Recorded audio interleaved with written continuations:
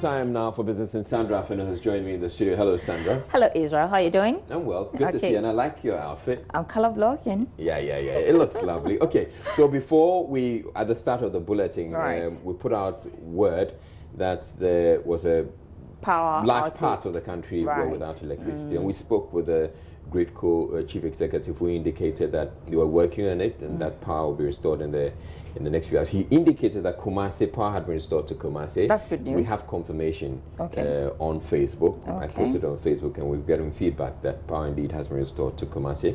We're hoping that the rest of the country will be up very soon. And definitely we want to hear from you wherever you are. If your power is back, let us know. But in the meantime, let's do business. And we'll come back to the messages on Facebook. All right. Good evening, everyone. My name is Sandra Esinamap, and I'm here for business. And the Securities and Exchange Commission, SEC, sets December 18 as deadline for validation of customers of affected fund management companies. In a statement released a while ago, the Commission says that pursuant to Section 122, Clause 2 of the Securities Industry Act 2016 at 929, the Securities and Exchange Commission, SEC, on the 8th of November revoked the licenses of 53 fund management companies. SEC wishes to inform the general public that the submission of claims exercise, which began on Monday 18th November 2019, is scheduled to end on Wednesday 18th December 2019. To facilitate the process, the Commission has made available a form at sec.gov.gh claim/claim_form PDF for download and completion. The statement added that investors are advised to visit the designated areas of CBG branches with a valid ID card, evidence of investment claims, and completed forms. Copies of the forms will also be available at designated CBG branches. He also added non-resident investors are required to issue notarized power of attorney to representative of for submission to be made on their behalf. He also added that only authorized agents in the designated areas are to receive documents from investors. No claim are to be submitted to CBG staff. That's a warning. And it says, please note that the working hours for CBG branches are from 8:30 a.m. to 4:30 p.m. Mondays to Friday. And then they have also said that investors may send their emails to the agent at revocations@sec.gov.gh or call the following numbers, and the numbers are right down there. So you can take note of the numbers and do call for clarity. In other stories tonight, the Bank of Ghana has set the end of June 2020 for all operators of mobile money services to acquire operating licenses under the Payment System Bill. According to the Central Bank, the new directive, which has been communicated to some of the operators, is to ensure proper regulations of digital financial services. Head of Payment Systems at the Bank of Ghana, Dr. Seto Amediku, disclosed this at the 23rd National Banking Conference in Accra. And as I said already, the long-term objective is to work towards real-time monitoring and also enhance the bank's ability to access regulated institutions' data on real-time basis. And let me add that for the mobile money operators, already we have real-time access to their platform. Each day, when you make a transfer, there's somebody sitting by a screen. He can watch all the transfers that are taking place in a second.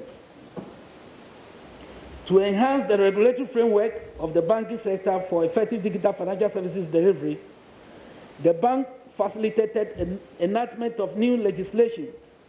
Some of these laws are the Banks and Specialized Deposit Taking Institutions Act, Ghana Deposit Protection Act, the Payment System and Services Act, and let me assure Mr. Chairman that the new Payment System and Services Act is meant to bring all non-bank entities that are operating in the financial services industry under regulation, and they have to acquire or obtain a license. The deadline for acquiring a license to operate in the payment system is June 2020.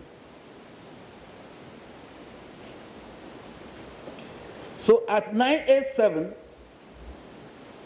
passed early this year, for instance, provides a stronger legal basis for digital financial services. The overall objective is to ensure a level playing field for all FSPs. Being the core digital financial service delivery law, Act 987 provides the enabling regulatory environment for deployment of innovative digital financial products and services.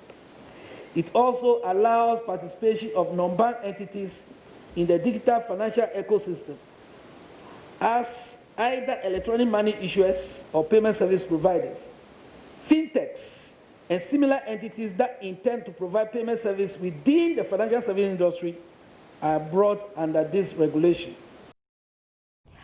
So from next week, Ghanaians are likely to travel without a visa to South Africa for 90 days. This is because Ghana and South Africa are finalizing an agreement that, to that effect. South Africa High Commissioner to Ghana, Lulu, says that the move is to enhance tourism and strengthen the relationship between both countries. Albert Abisius reports. Countries this year signed a visa-free agreement to enable their citizens entry to South Africa. According to the South African High Commissioner to Ghana, Lulu Tengwani, Ghana is set to complete the final stage of the agreement to ensure a 90 days visa-free entry to South Africa this week before the arrival of the South African President Cyril Ramaphosa to Ghana in some few weeks. She said the visa waiver is very important to South Africa and will also enable Ghanaians to explore her country at ease. This week, the Ghana team is going to South Africa.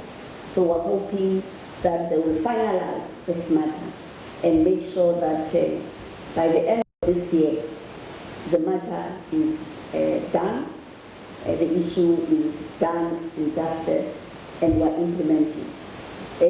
All these countries, because it was not just Ghana, all these countries that were mentioned with Ghana now have a visa waiver from the 1st of November. So we're hoping that Ghana will come very soon as well. The visiting South African Tourism Minister, Kubayi Ngubane, said African Continental Free Trade Area Agreement will be a great opportunity for Africans to explore the unique features of each other's country. Tourism sector, the African Free Trade Agreement assists us in terms of ensuring that people will be moving, because as you trade between the countries, you'll be moving. So it will increase the movement of people on the continent, the business people as they do move, with the companies doing trade. It means more movement for us. So it supports the tourism. It enhances Africans being able to move across the continent and visiting the continent more. So we see it as a supporting mechanism towards our work. Madam Lulu Tengwani commented on the industrial action by cabin crew of South African Airways that the airline has currently resumed operations. Albert Abisius report for Joy Business. Has introduced a new product, the Adepa 3 plan, which will allow savings with an insurance premium with as low as 27 cedis. The products, according to the head of Hollad Life, Nasiri Drisu, are tailored to meet the savings needs of all classes of people and also help restore confidence following happenings in the financial sector. Karen Dodo's report. Adepa Savings, Adepa Wofie, and Adepa Gold Save are the latest additions to the products of Hollad Life. They have been designed to provide both savings and insurance benefits to customers and can be acquired with as low as 27 cedis.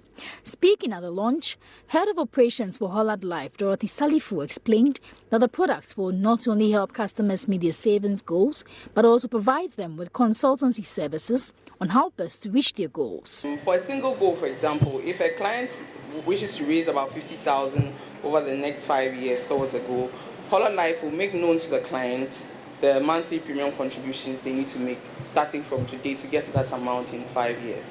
But as I mentioned, there's an adjustment in inflation. So it's not to say you're going to give you exactly 50,000. We'll give you the adjusted present value of 50,000 in 5 years.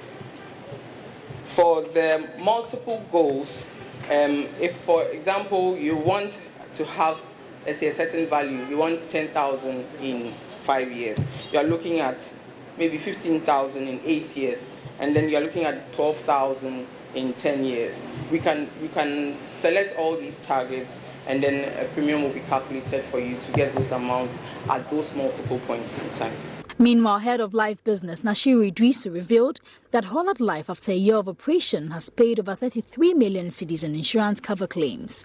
He added that the launch of the Adepa 3 will complement the group's efforts in boosting the financial inclusion agenda. One of the things to contribute to penetration is what we've just done, launching 3 innovative products, and again making sure that our services are world-class, so that if you had any reasons why you wouldn't buy insurance last month or last year, now is the time to buy insurance. If I have you, I have all of us gathered here buying insurance. Tell me, wouldn't we be deepening penetration?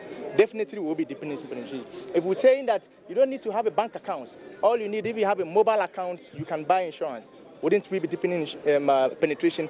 And that is what we are doing to contribute to, deepening insurance penetration in Ghana. And we believe that yes, the regulator, that is National Insurance Commission's agenda to deepen penetration is in the right direction. And we as Hollard are more than willing to support this agenda, yes. Beautiful, beautiful. So that is the Adepa savings. For the first part of business, I'll be back after 8 p.m. with more news. I am Sandra Esenamapenu.